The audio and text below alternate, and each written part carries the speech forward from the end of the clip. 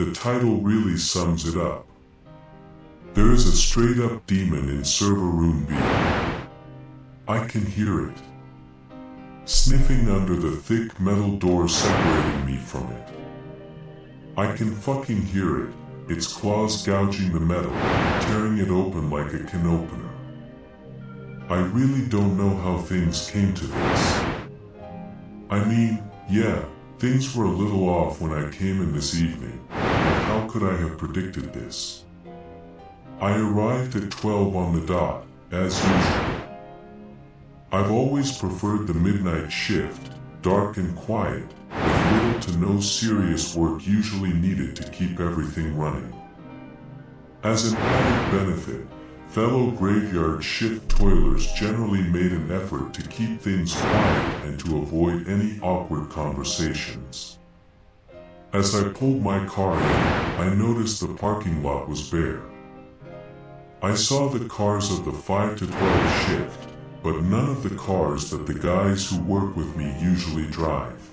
I frowned at that, convinced that the slackers were going to make me handle the first couple of minutes of the shift alone.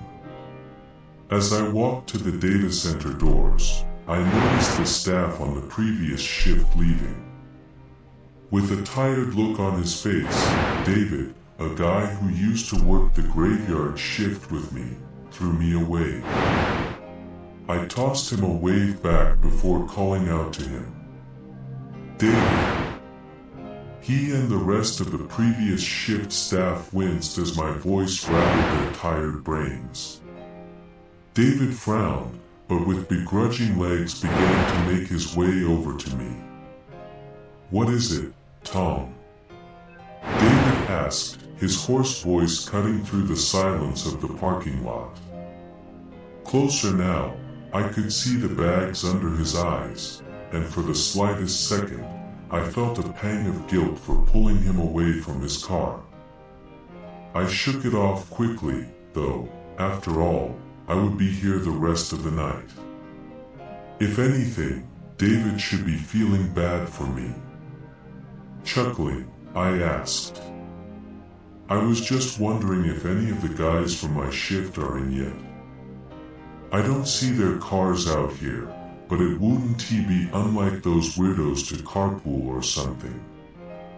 David gave me a half-hearted smile that didn't quite reach his tired eyes. Then, extending his arm, he patted me on the shoulder before speaking. Nope, the troglodytes aren't in yet. Guess you're alone tonight, bud. We both laughed at that, knowing it was straight bullshit. Data centers never rest, and since data centers never rest, neither do the full teams required to maintain them. After giving David an exaggerated sigh and tapping his shoulder in return, I let him walk to his car as I scanned my badge to enter the door. Through the door, the heavy concrete walls of the data center wrapped around me. Above, fluorescent bulbs buzzed, washing the hall in their usual sickly yellow. As the door behind me slammed shut, I shivered as the cold air that permeated the center cut through my clothes. Fuck, keeping it cold tonight, aren't they? I mumbled under my breath as I zipped my jacket. My shoes clacked on the concrete floor as I made my way down the hall, the sound seemingly echoing endlessly in the empty space. I try not to be a coward, honestly, but walking down that dark hall alone, even my throat started to get a little dry. It was creepy, it was quiet, too quiet. Without the sounds of the co-workers, no matter how obnoxious they could be, it felt like something was going to jump out at me. After a minute or two, I took a hard left and scanned into the help desk operations center, before slamming the door behind me. 12 empty desks greeted my arrival, their computer monitors and components appearing to be my only companions for the night. Calming my heart, I walked to the coffee maker. Then I groaned, noticing the previous shift had not refilled it before they left. After packing the thing full of coffee grounds, I made my way to my desk and logged into my account. The ever-familiar Windows screen filled my view before it shifted to the help desk ticket interface. With an annoyed roll of my eyes, I clicked off the page and onto Google before loading up one of their web games. After asteroids destroyed the dinosaur on my screen, I tapped my phone to check the time. 12:16. I felt myself frown. Picking up my phone, I opened my messages before shooting a text to Charlie, the help desk manager for the graveyard shift. Hey, boss. Any idea when you and the guys will be rolling in? Honestly, Charlie is a bit of a dick, but I never knew him to be late. I sat there a little bit longer before my thoughts were interrupted by a low hiss. The smell of burning coffee began to fill the room as the pot I had just packed minutes ago began to overflow. Fuck, really? I muttered before jumping out of my seat to pull the pot off the burner. However, as I turned, the smell vanished, and as I glanced at the coffee pot, I couldn't see a single drop of liquid even inside it. Behind me, my phone dinged, and I felt my heart attempt to leap out of my chest. I swallowed hard and tried to convince myself I was just imagining shit. Reaching for the phone, I tapped my fingers against its surface before a shrill ringing nearly caused me to toss the thing across the office. Heart slamming, I swung around, trying to find the source of the sound. On the wall, flashing red, the office phone sang its usual song. Brushing my hair back, I breathed slowly, easing my heart. Just the phone, Tom. Calm down. Lifting the phone from the receiver and placing it to my ear, I tried to put on my best customer service voice. Hello, you've reached the Help Desk Operations Center. How may I be of service? Silence answered me, masked only by a thin veil of static. I cleared my throat before speaking again. Hello, is anyone there? This time, a sultry feminine voice worked itself through the phone line. Hi, Tom. It's Carlene with Network Engineering. Are you free right now? I felt a shiver run up my spine, but I frowned.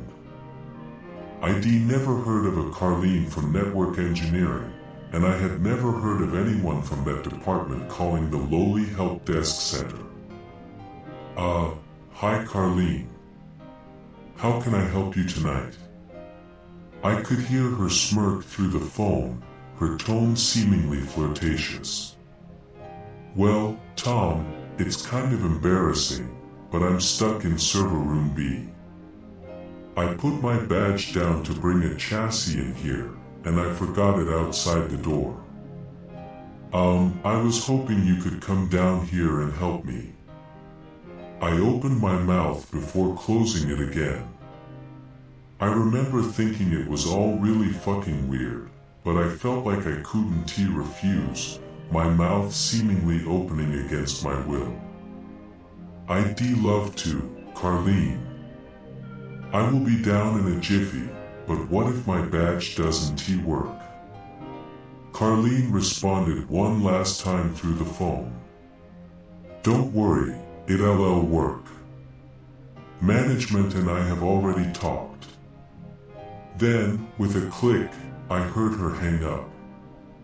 Shaking my head, I slipped my phone in my pocket and opened the door to the office before making my way down the hall. My mind felt cloudy. Every step I took felt dreamlike, and the light above me seemed to shimmer through a kaleidoscope.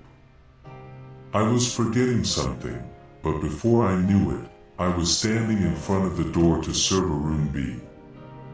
Through the haze, I extended my badge to the reader. It dinged, the calm sound echoing melodically in the empty halls. I reached my hand to the door handle, and just before I pulled it, the cold air of the data center ripped through my clothes again. I jolted up, my mind clear.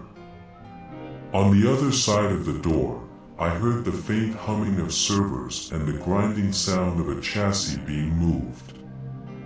Carlene. I called through the door. No answer. I pushed the door open slightly, feeling the heat of the server room cascade through the opening. Cautiously, I peeked into the room expecting to see a woman standing among the rows of servers encased in racks, but I saw nothing.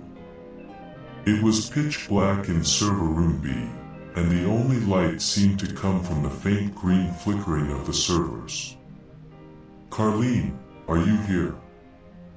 I called again before stepping further into the room.